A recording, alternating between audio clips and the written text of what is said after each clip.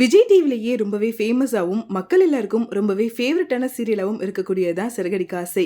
இந்த சீரியல்ல ரோகிணி அப்படிங்கிற கேரக்டர்ல ஆக்டர் சல்மா அருண் நடிச்சிட்டு இருக்காங்க. இவங்களை பத்தி ஃபியூ மந்த்ஸ்க்கு பிஃபோரா ரொம்பவே ஒரு தப்பான ஒரு ரூமர் ஒன்று ஸ்ப்ரெட் ஆக ஆரம்பிச்சது. அதாவது அவங்க கணவரை விட்டு பிரிஞ்சு வாழ்றாங்க, அவங்களோட பையனுக்காக மட்டும்தான் அவங்க இப்போ ஹார்ட் ஒர்க் பண்ணிட்டு இருக்காங்க, அவங்களுக்கு டிவோர்ஸ் ஆகிடுச்சு அப்படிங்கிற மாதிரி நிறைய நியூஸ் அவங்கள பத்தி வந்துட்டே இருந்துச்சு. அது எல்லாத்துக்குமே விளக்கம் கொடுக்குற விதமா தான் சல்மா இப்போ ஒரு விஷயத்த சொல்லியிருக்காங்க.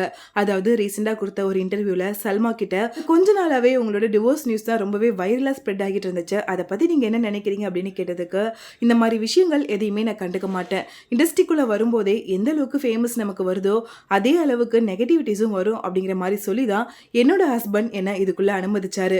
நான் இப்போ இண்டஸ்ட்ரிக்குள்ள இந்த அளவுக்கு சஸ்டெயின் ஆகிட்டு இருக்கேன், இந்த அளவுக்கு வளர்ந்து வந்துட்டு இருக்கேன் அப்படின்னா அதுக்கு முழுக்க முழுக்க என்னோட ஹஸ்பண்ட் மட்டும் தான் காரணம். எனக்கு கல்யாணம் ஆகி குழந்தைலாம் பிறந்ததுக்கு அப்புறமா தான் நான் நடிக்கவே வந்தேன். அதனால என்னை பத்தி வர எந்த நெகட்டிவ் கமெண்ட்ஸுக்கோ ரூமர்ஸ்க்கோ நான் பதில் சொல்ல வேண்டிய எந்த அவசியமும் கிடையாது.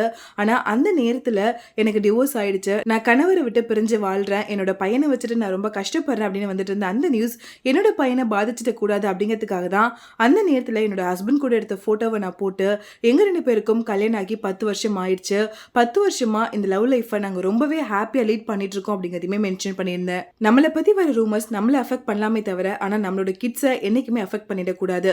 ஒருவேளை அவனுக்கு இந்த விஷயங்கள் தெரிஞ்சா அவன் இதை எப்படி ஹேண்டில் பண்ணுவான் அப்படிங்கிறது எனக்கு தெரியாது.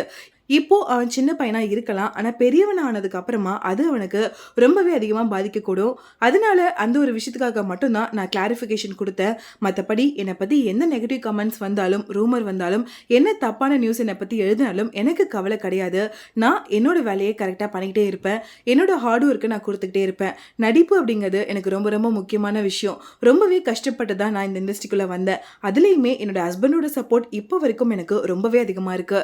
நானும் என்னோட ஹஸ்பண்டும் எந்த அளவுக்கு க்ளோஸா இருக்கும், எங்க 2 பேருக்குள்ள எந்த அளவுக்கு லவ் இருக்கு அப்படிங்கிறது இங்க இருக்க செட்ல எல்லாருக்குமே தெரியும். சிறகடிக்க ஆசை செட்ல கூட எல்லாருமே என்ன அருண் அருண் அப்படின்னு சொல்லி தான் ரொம்பவே கலாய்ச்சிட்டு இருப்பாங்க. அந்த அளவுக்கு நாங்க 2 பேரும் ஒன்னா இருக்கிறதுனால தான் என்னால இண்டஸ்ட்ரியில ரொம்பவே அழகா சஸ்டெயின் பண்ண முடியுது. இன்னும் நான் அதிகமா சாதிக்கிறதுக்கு என்னோட ஹஸ்பண்ட் தான் என்ன மோட்டிவேட் பண்ணிட்டே இருக்காரு அப்படின்னு சல்மாவுக்கும் அவங்களோட ஹஸ்பண்டுக்கும் டிவோர்ஸ் ஆகிடுச்சுன்னு வந்துட்டு இருந்த நியூஸுக்கு ரொம்பவே அழகான ஒரு ஃபுல் ஸ்டாப் வச்சிருக்காங்க. அது மட்டும் இல்லாம இந்த கிளாரிஃபிகேஷன் கேட்கும்போது சல்மா அவங்களோட ஹஸ்பண்டை எந்த அளவுக்கு லவ் பண்றாங்க, அதுக்கு ஈக்குவலா அவங்களோட கெரியருக்கும் அவங்க எந்த அளவுக்கு ரெஸ்பெக்ட் கொடுக்குறாங்க, எந்த அளவுக்கு முக்கியத்துவம் கொடுக்குறாங்க, எவ்வளவு டெடிகேட்டிவா இருக்காங்க அப்படிங்கிறது தெரிஞ்சிருக்கு. உங்களுக்கு சிறகடிக்க ஆசை சீரியல்ல ஆக்டர் சல்மாவை ரோகிணியா எந்த அளவுக்கு பிடிக்கும் அப்படிங்கறத கமெண்ட்ல கூட ஷேர் பண்ணுங்க.